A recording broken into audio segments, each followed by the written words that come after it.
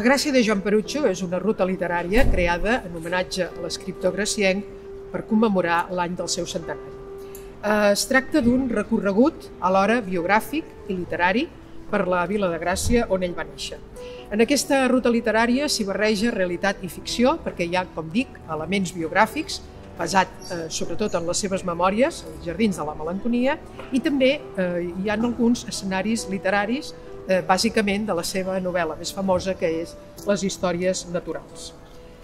El títol té un doble sentit, perquè parlem de la Gràcia de Joan Perucho, en el sentit de la vila de Gràcia, d'aquest espai on ell va néixer, va viure la infantesa i la joventut, i, per altra banda, aquesta gràcia que té l'escriptor on barreja sempre en tots els seus textos la realitat i la ficció.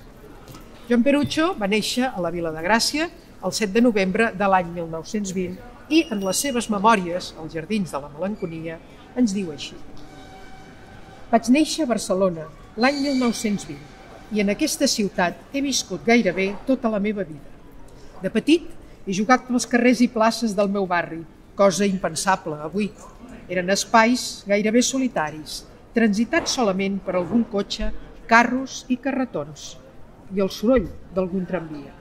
D'aquesta època recordo racons urbans, desapareguts en l'actualitat, que suposen la creació d'una imatge de Barcelona inexistent o ignorada pels altres, però meva, i que ha informat en el decurs dels anys escenes de les meves novel·les. I és així, en efecte, que trobem en una de les seves novel·les, com he dit, Les històries naturals, on ens parla de la vila de Gràcia en un dels capítols i ens diu així.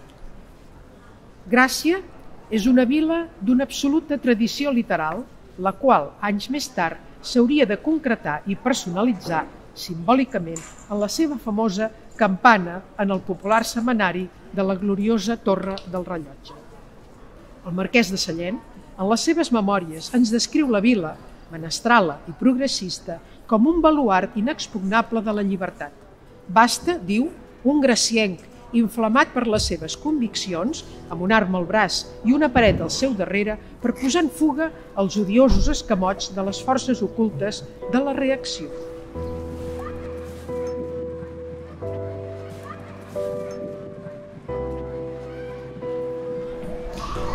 Som a la plaça del Sol, que és un nus, un nucli important dintre de la ruta literària, perquè aquí conflueixen 3 punts en concret.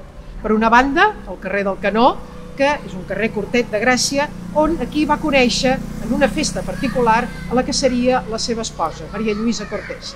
D'altra banda, a la plaça del Sol, escenari d'aquells grans embalats de la festa major, és un espai que ens serveix per evocar totes aquelles escenes de les memòries on Joan Perucho parla de la festa major i d'aquell ambient extraordinari de l'època.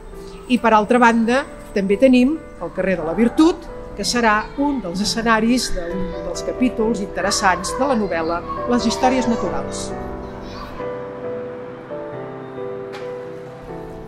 Som al carrer de la Virtut, el número 4, que és un dels escenaris de la novel·la Les històries naturals.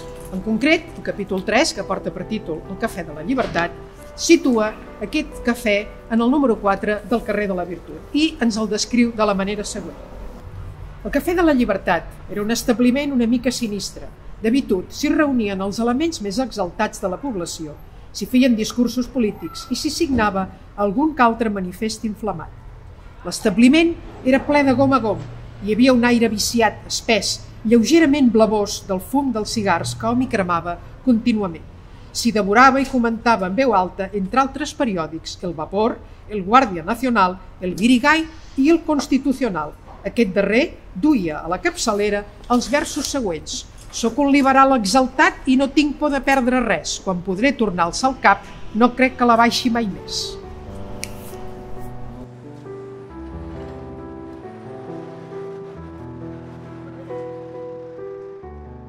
Som al número 2 del carrer Ramon i Cajal, cantonada Torrent de l'Olla. En aquests locals hi tenia la botiga de teixits Manuel Perucho, el pare de l'escriptor. La família vivia a l'entresòl i l'escriptor ens el descriu així.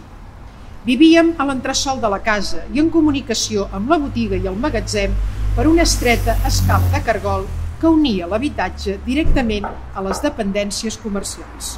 Aquesta circumstància constituïa a la nit la font perpètua del meu terror, i em sembla que és fantàstic, que és l'origen de la meva inclinació per tot allò que ho és, amb atracció i repulsió al mateix temps. A la nit em preguntava què hi passarà allà baix.